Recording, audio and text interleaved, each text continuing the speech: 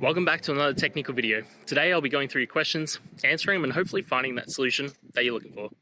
Guys, remember to stay just a little bit crazy just like me and hopefully get to that resolution you need. Now, let's get started.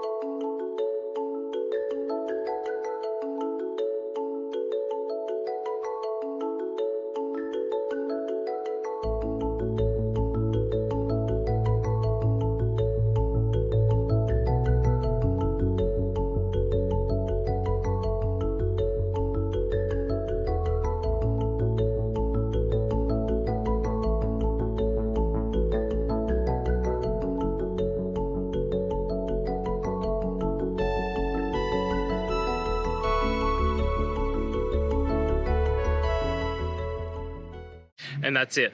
I hope this video has helped you get through to that resolution that you're looking for. If it did, please hit subscribe. And until next time you need technical help, I hope you have a good one. Cheers.